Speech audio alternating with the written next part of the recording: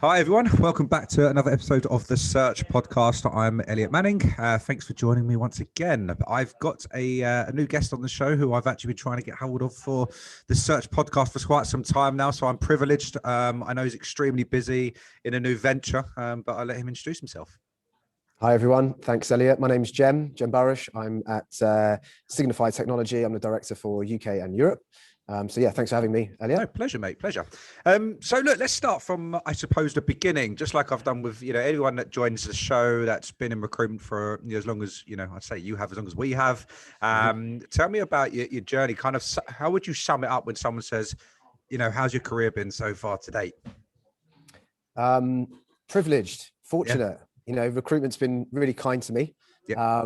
I've had a lot of good breaks, lucky breaks, lots of fun, and success in my time here. And I wouldn't say I dreamt of being a recruiter when I was at school, No, but none of us did. But actually, I would say that everything that I wanted to be in terms of, in the early days, wearing a suit and doing business trips and selling and negotiating, that is exactly what I wanted to do as a kid growing up, literally. So it's a dream for me, man, and it's been great. It's been very fortunate. So how long have you been in the game for now overall? I think it's about 15 years. 15 years, right, fine. And this is your second job, right? Company in terms of recruitment? No, this is the fourth, actually. Right. So your last firm, because I always look at your like your background, your profile, where you were previously. You was there pretty much like for many, many, many, many years. Mm-hmm. Can you tell me a bit more, and those listening, about your career path from when you started there as a recruiter to becoming a senior in the business? And I suppose, was there any? Let's talk about the main challenges that you faced. In terms of that progression route. Does anything stick out at all? In the last role in Morgan McKinley? Yeah. So Morgan McKinley, I was already sort of a well-seasoned recruiter at that point. So prior to Morgan McKinley, I worked for a company called Solar Group. Okay. So you may know Danny Herbert over there, and I worked directly with Danny and Jim Nichols, and that was a really good time. Learned a lot working under those guys, and enjoyed a lot of success. And then when I joined Morgan McKinley, I was pretty much the first experienced person on the ground to build their tech practice. So coming out of the recession at the time, Morgan McKinley was a heavy focus on compliance and risk and banking type stuff, which was obviously completely killed by the recession. And so globally, Morgan McKinley started to diversify by opening offices in Sydney and Asia and things like that. And equally, where we had existing offices, we started to launch new practices, new disciplines. So I was the first boots on the ground to do tech in the UK. And I guess the progression was quite challenging, doing banking IT in the middle of a recession. I don't know why I thought it was a good idea, but they pitched it well. But I really looked at the infrastructure of the business and the trajectory they were on, and thought, there's an opportunity here. And I wouldn't say it was easy, but it was definitely a lot of fun, building something from scratch and kind of doing that whole intrapreneur, if that's the right phrase, entrepreneur thing, right? It's like a new practice inside an existing business. So it's quite cool. Fun. Question for you. So at that time, it's all new to you in terms of this opportunity. Did you ever get to a point, and I've got to ask this because I'm sure loads of people have experienced this, where you join this business, it's recession, it's a tough time, you've got to build out this tech space, and do you ever get to a point where you just thought, I just can't do this? Like, this is just too much. Like, why am I even bothering putting myself through these, I suppose, trying to get over these hurdles all the time? And if you did experience that, I suppose everyone's had that. How do you, what gave you this, I suppose, the motivation to carry on? Yeah, I think that a lot of people that I hired or that were around me were experiencing that. Yeah, I was kind of this person with boundless energy, enthusiasm, positivity, and just belief in what we were doing. Yeah. And so I really, wherever I go and whatever I do, I have to believe in the brand, as well as the people. I hear people, I read things on LinkedIn and socials around, you work for your boss, not the company. And I think that's a really risky and short-term kind of thing to look at, because of course the boss isn't permanent. Yeah, you join a company and you work for a person, but they might be just about to leave or go elsewhere. So for me, I kind of have to really truly buy into the brand, whether that comes naturally or not. I have to believe in what I'm doing and who I'm working with. And so for me, when I'm immersed in something, it's like I'm laser focused and just locked in. And you know, I think you know, having that passion, having that focus on what you're doing, on your brand, rubs off on how you operate, but how people operate around you. But I know for sure a lot of people around me would be hitting these hurdles, these obstacles, the usual objections, the usual barriers, the usual challenges. But for me, it was like, you know, focus on what we can control and what was good about what we were doing. And we had Fantastic. a lot of strong USPs and benefits and relationships and things that we could leverage. So as difficult as it was, it could have been harder, you know? So no, of course. Yeah. The reason I ask that is obviously because it's so relative to today, right? In the last 12 months that everyone's had to experience and go through. And there's a lot of people and recruiters, especially that I've spoken to, and the guys here have as well, that, you know, have kind of got to that point mentally, and they've kind of always have to question, obviously, what they're doing and why they're doing it. So it's good to know, kind of from someone who's been through, would you say the recession was a lot more of a complicated time than what we're going through the last 12 months? I think it impacted business harder. Yeah. I think particularly because we were still doing banking technology rather than just technology in the whole market.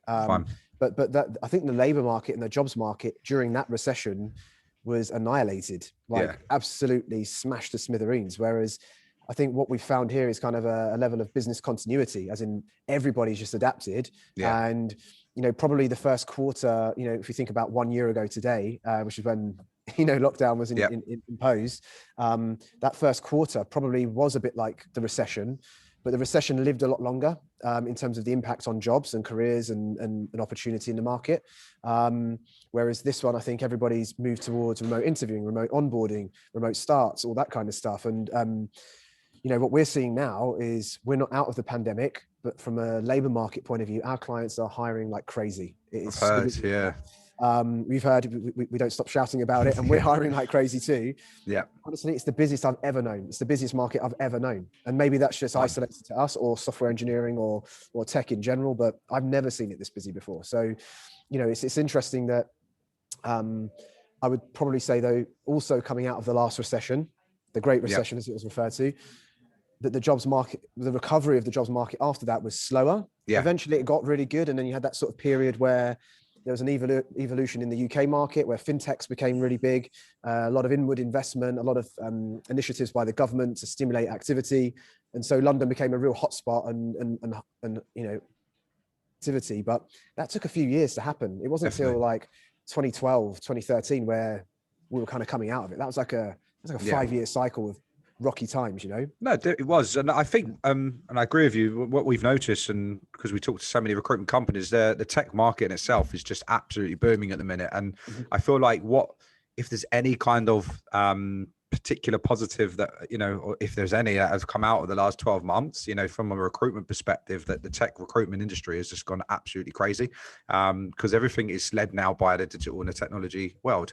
So, you know, it's good to see. Keeps you guys extremely busy, keeps us busy. So, you know, I'll take that for the moment. So having built this business and, you know, in the business and, you know, I suppose created this team, how did you differentiate the management cycle of looking after recruiters at the time over the years to also then generating income yourself? You know, when was the right time for you to step back and just purely look at the overall management? That happened relatively quickly because, I'd say the first few years I was very much so hands-on, billing, hiring, managing at the same time. I think when you get past eight direct reports, it becomes quite challenging to be a good biller, a really good biller. You can still bill, but not to the same capacity. And I think that I quite relished in being kind of the rainmaker and the breadwinner for the team, right? So for me, what I relinquished was probably doing the candidate work and getting involved into the day-to-day admin and organizing interviews and stuff like that, and actually just winning accounts, opening doors, and bringing in, you know, the right consultant or consultant team and introducing them to the customer, you know, getting them up and running and then moving on. And, you know, having some management oversight over that and controls and stuff, but really giving people a bit of a leg up, helping my consultants out, but also helping me in terms of winning customers and transitioning them out of my hands into theirs. So I've always been a bit of a feeder and a rainmaker for the team. So BD and all that kind of stuff's what I enjoy doing the most. Excellent. So last question on the topic of where you were, you know, kind of previously, when it came to let's just say into March, April last year, 2020, everything kind of was like at a standstill. How did you, I suppose, manage your recruiters in your team at that point? How did you help them get over the problems that they're about to face? Because obviously it was hard. We're all human. It's hard for everybody, and it's hard from a leader perspective because they're kind of sitting there thinking, how on earth am I going to manage this? How did you work around that? Yeah, well, it's interesting because towards the end of my time with Morgan McKinley, actually the end of the previous year, I transitioned into a new role, which is a commercial director position. So it was much more around sales strategy, product and development of new service lines and things like that. And so we'd set up all these plans and had all these visions and what we were going to do and implement. And then obviously, 2 months into it and we were going great guns, the pandemic hit. So I'd already sort of handed over the keys to running the tech team and the tech sales team. So I was in a bit more of a standalone role. So actually my role became a bit more, like say, sales strategy, commercial development for the broader business. So it's a wider audience across discipline. And I think that what we really embraced, I think, was really moving towards, insights and information-led sales and a lot of cross-selling and development of that side of things. But really it was about coming up with campaigns. We did a lot of things around white papers, events, meetups and stuff like that, all virtually. And what we found was that gave us access to decision makers and hiring managers and just really keeping our brand out there. It was a challenging time for a lot of people, but what we found was, again, some people were doing fees that they'd never done before, at levels they'd never done before because they're out of their comfort zone. So they're having, rather than just keep working with the existing clients who they always work with on a sort of perpetual basis, working the same role over and over again, they're out of their comfort zone, having to have conversations with new customers and actually winning deals and doing deals at levels they'd never seen before. So I think in a way it kind of rattled a lot of companies, and what fell out of it possibly was some casualties, but also a lot of good in terms of people getting out of their comfort zone, having conversations with people that they hadn't had before, and really accelerating things like, we looked at doing insight-led selling prior to the pandemic, but really this amplified it because you can no longer go out and see customers. So what are you going to do? You have to put content in front of them and talk to them on the phone or video, right? Yeah. So yeah. Okay, perfect. So you made a move, was it 2020 now, and you joined a business who I see a hell of a lot online. They're extremely noisy, but they've got the right to be. They're a very successful business. They've grown. They've got to where they are now. So they've brought you in to run. Well, you can tell me a bit more. What do you do now? You run the UK and Europe operations? Yep, that's right. So Ryan, our founder, moved out to LA about 18 months ago. He'd started building the US business from the UK, got it to a certain level, then made the move abroad and took a couple of people with him. Brilliant. They're going great guns now. And I think obviously during the pandemic, everybody was impacted personally, professionally, and all that kind of stuff. So it was a tough time for all businesses. But I think what really stood out to me is that, although we didn't grow, it's the first year we didn't grow 100%. Right, but we still grew about 5 or 10%, which in light of a pandemic year was incredible because everybody else was maybe 50% down, right? But my role is really around driving the UK and European operations. So Ryan's relinquishing some of his day-to-day activity in being involved in the UK and Europe, and really can double down his effort into Austin and LA. And we'll be opening new offices in the States, hopefully in the next 12 months too. Brilliant. And same for Europe. We have our eyes on a couple of locations on the continent in terms of growing new offices as well. Excellent. So you've taken up this opportunity. You're looking at the overall UK and Europe operations. What's your plans for 2021? What do you want to achieve? Well, a lot. We're super ambitious. We're super ambitious. So we'd like to double the size of the team. Double revenue, and just double everything. That's Ryan's strategy. Straight line, double everything, double growth, double headcount, and double revenue and EBIT and all that kind of stuff. So I think, look, what we're really looking at is how we develop complementary markets to what we do already. So that might be geographically. Do we move into the Far East? So we've got our eyes on places like Singapore. Do we need to have a satellite or a key office in Berlin or Amsterdam? So again, these are key decisions and things we're about to look at. And of course, we've got some incredible customers. As you may know, we're a specialist in Scala. We're the only people in the world that do what we do, the way that we do it. Yeah. That's awesome. But we have a lot of customers ask us to do other things and support them on other things. And so, we're pretty good at that too, we're finding. And so it's leaning towards, finding complementary desks and markets that suit us to enable our growth, because we're seeing exponential demand, to be honest with you. Okay. Yeah. What do you think is going to make you guys, or is making you guys as a business stand out? Obviously, I know you said there's a Scala specialism, and obviously there's I suppose a solid growth as a business. But what's given Signify the name that it's got over and above other agencies that do tech recruitment? For those listening in, it'd be quite helpful for them to know. Yeah, I think above all, it's our brand. Yeah. And I think if I made a list, and when I was doing my presentation to Ryan before joining, I listed out, and it was quite easy to list out quite a lot of things that are USPs to us. We do work in the Scala community that nobody else does. And one of our contacts who I'm dealing with in the States just says, you guys play an outsized role in the market. We're a small business. We're only 4 or 5 years old, but actually our position in the market is unbelievable. Yeah. And to give you an example, in February, we did a virtual event where we had 1,300 Scala engineers on a Saturday morning, all tuned in, ready to listen to Martin Odersky, who's the founder, creator of Scala, was our keynote speaker. So when you've got the keynote speaker of Scala, the person that created Scala speaking at one of your events, you've got 1,300 engineers in your event. It's a pretty privileged position to be in, and I can't think of any recruiter that even does things on that scale, to be honest with you. There's not many. Yeah, there's not many, but not on that scale. I mean, also, you guys are an award-winning business. There's plenty of awards that have been, thrown at, Signify for obvious reasons. But ever since I started Rec to Rec, which was before, you guys came onto the market, I remember, since it was like a 5-man business, 10, 20, 50, so I've seen it grow throughout the years. And any time that I'm, looking online content wise, it's just always there. So it's a great business. But from 2020, what changes that you guys implemented are going to stick to 2021? Is there any ways of working that you're adjusting to that you're going to think, we're going to stick with that? There's some businesses in recruitment that have gone completely 100% fully remote, and they're not planning on going back in office, and they're going to stick with that. There's businesses that were never flexible, then they're going to be flexible working, and just little things like that. What are you guys aiming to achieve this year with any of the changes? Yeah, it's a good question. It's an ongoing debate around flexibility. I'm quite a big advocate for some flexibility.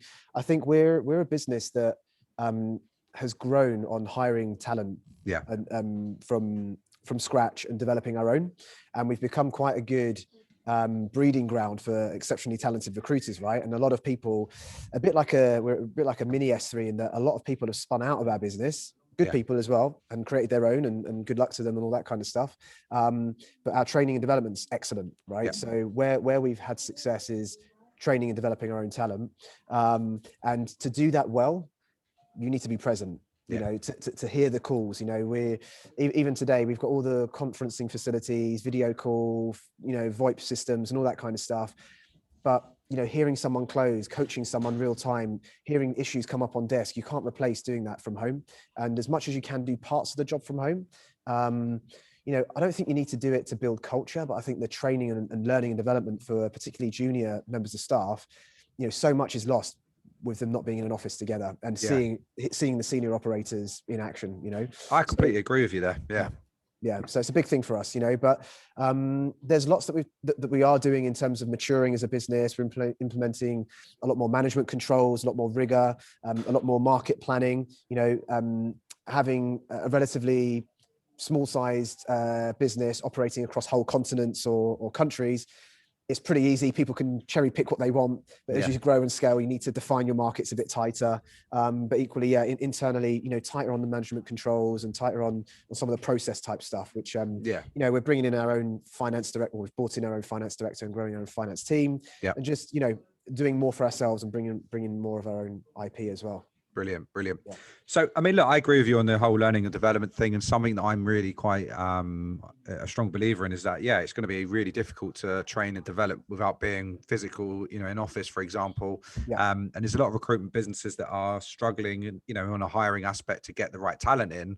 However, 2 years ago, it was all built on organic growth and organic recruiters, that they, I suppose nurture themselves, but they're kind of going away from that because they're stuck in the middle like yourselves, trying to make sure that it's all evenly balanced, and everyone's happy, which is never an easy job, making sure everyone's happy. No, we do it well. We've got great culture. We do a lot in terms of well-being, benefits and stuff like that. We do lots of nice perks and really look after our people. And I think, again, it's a small company, but with a big heart. We do a lot of work in the community. We do a lot of work with charity. We donate a lot of money. We raise a lot of funds. We do a lot of charity events and stuff like that. And, that all helps in terms of building culture, but also in terms of people giving back. And, what I'd say is in terms of, will we go fully remote? Definitely not. Will we have a bit more flexibility and remote working? Yeah, it's possible. Okay. But I think that, we're having a lot of success, again, just still bringing people through from ground up, but we will definitely need experienced heads as well. Fine. So anyone that's listening in, that's in recruitment, especially within, the tech space, reach out to you guys and, go direct in terms of finding out what it is that they want, what they need. Is there anything that you look out for when interviewing someone in particular that's always stuck with you as a senior that you want to see from someone that joins your team? Yeah, I mean, probably some of the less glamorous stuff, right? I mean, everyone talks about people demonstrating hunger and desire, drive, ambition, clear goals. They all exist for me. They're really, really important. But I look at some of the more boring stuff, like how well organized are they? Are they a planner? Are they a thinker? Are they a doer? Really understanding intrinsically how people work and understanding how they can apply that to this role, because this role isn't just about sales anymore. There's a lot of plates to spin. We're social media marketing experts. We're technology experts. We're salespeople. We're psychologists. We're all these things, right? So just being hungry and driven isn't enough. Yeah, of course. As in, you can't sort of headbutt your way through a wall and just be, I'm so determined to do it. You need to have some raw skills. So 100%. For me, what I look for is some of the less glamorous stuff. And I like to look into things like around resilience and examples of where people have been resilient. And, I tend to do quite a lot of situational questions as well, to suss out, for example, you've got dinner date booked with the girls, 6 o'clock, tables booked, but 5:29, 5 contract jobs come in. What are you going to do? Yeah. And understanding, how serious are you? And things like that. These don't give away all the tips to the interview prep, but things like that. And sort of questions around testing people's ethics, their resilience, their drive. But in a way where it's not like, just tell me what you think I want to hear and tell me how much of an amazing salesperson you are. Because I think, that's all sort of quite a thin veneer of what really goes on below the surface, Yeah. I really like that question. I've made a really good note of that. But I won't give that away, so don't worry. No, listen, mate, it's been absolutely brilliant having you on here. You've shed a really good picture on the business, and, ultimately if they don't know who you are, this is going to make sure that they do. If anyone's got any questions listening into this podcast, please reach out to the guys directly. If you want introduction, just let me know, and I'll happily put yourselves over to the guys to have a conversation with them. Other than that, mate, it's been great to get to know your journey, your path, and what the plans are for 2021. I do wish you the best of luck. Not that you need it. I think you've got the most unbelievable business there, ready with Ryan, at the top of it, leading it, and he does incredibly well at doing that. So thank you so much. Anything we can do to help, please let me know, and I'm sure we'll be in touch. Definitely. Cheers, Elliot. Thank you.